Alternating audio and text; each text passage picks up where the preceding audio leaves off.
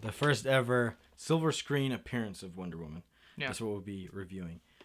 Wow. Very, very important movie. Women superhero movies in the past, like Catwoman, Elektra. They all never did very well because the demographic. I actually liked Elektra, but Yeah. I mean, as far as the movies go, it wasn't like the greatest. Well, at the time, comic book movies were mostly for guys, so it's like they had a hard time finding a demographic. Yeah. They weren't too well received with critics, but this one ended up being, it's like in the 90s of Rotten Tomatoes. I mean, it was just well received. Very well received. Oh yeah. This was like kind of a make it or break it type of a scenario, and they made it. Yeah. They made it with this. They could have gone wrong with it because for some reason it's really easy to go wrong with women superhero movies, and they did it right on this one. And it's fitting that Wonder Woman is the first great silver screen superhero for a woman. The crazy thing was too that the DC Universe films don't have a very good reputation right now. And so that was another thing going against it. Everything was going against this movie. And not only that, it was in yet another origin story. Yes. But it didn't feel like an origin story. No, it didn't. It just felt like a story. Yeah. And it was good. And it was actually refreshing. I feel like it's like the greatest origin story movie since Batman Begins for me. Like I can agree with that. Yeah, because there's been plenty in between in there, but it's definitely, it kind of reminded me, it had like Batman Begin elements. And I think actually Patty Jenkins, the director, that was part of her influence was Batman Begins. So you can kind of tell. There were a couple like transitions where I didn't feel like it quite explained it. Like they might have cut the scene a little bit too early, like for me. But it didn't really bug me to where I didn't like the movie. It still went really smoothly. I think there were some parts for you that you didn't like how how it changed the scenes in some parts, right? I don't want to do any spoilers, but there's one scene where Wonder Woman was talking to a fellow, and it cut to the next scene, but it felt like it was supposed to be the same scene, but yet they had jackets on. They're still in the same place. It was still like the same.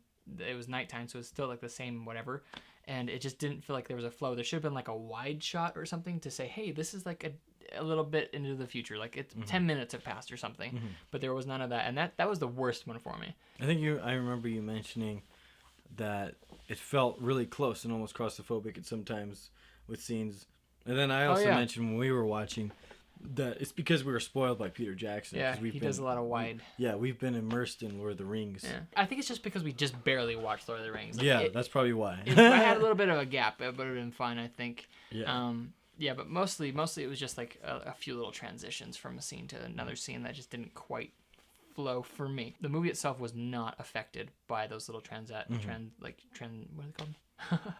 the transition from one scene to another. It wasn't really affected by it that much. A lot of people had their doubts about the actress Gal Gadot because she hasn't really been proven, almost relatively no name at this point to be casted. She was perfect. She proved everyone wrong. You really get that Amazonian vibe from her.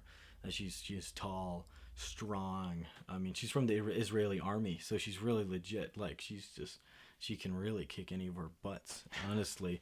And you can tell just how fierce she is. From the very beginning, I was a fan of this pick. I was like, yes, that's a great pick. And then she does that accent perfectly for that show. And it was just like, there's some exotic qualities to the Amazonian women in that movie that she emulates perfectly.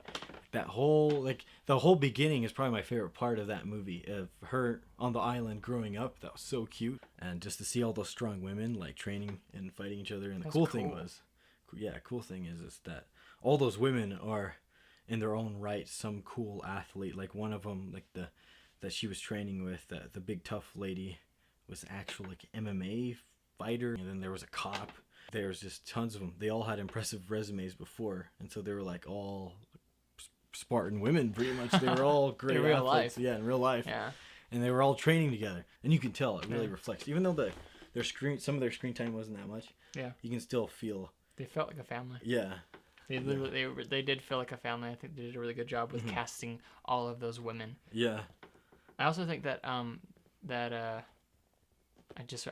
forgotten her name now. Gal Gadot. Yeah. She played really good off of Pine. Like they played Good very chemistry well. off of Pine. Yeah.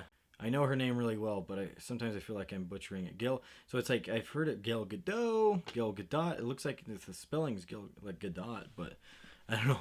I hope Say Gal hope Gadot. it's good. It sounds better. Gal Gadot. Sounds I'll go more with that. more whatever exotic. It almost felt like the Lord of the Rings of superhero movies. When Woman did, like, everyone was casted perfectly. It was epic. I also can't help but wonder what it would be like, the same movie but with a dude.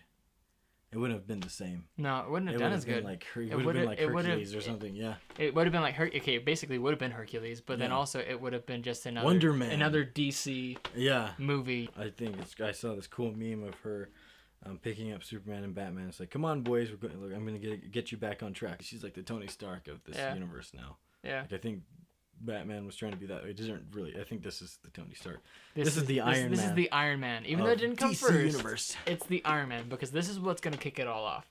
Batman vs Superman didn't kick it off. Suicide Squad tried to, didn't kick it off. Man of Steel. Man of Steel didn't kick it off. Yeah. This movie kicked it off. I just hit myself in the face. This movie kicked it off.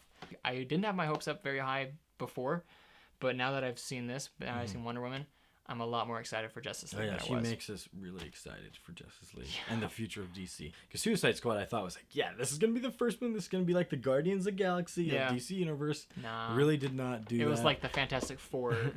I don't know. I wouldn't say that bad. Like, no, okay, it wasn't quite that bad. I liked it. I probably out of the three. This probably sounds weird, but it's probably out of the first three of the DC Universe. It would probably be my favorite.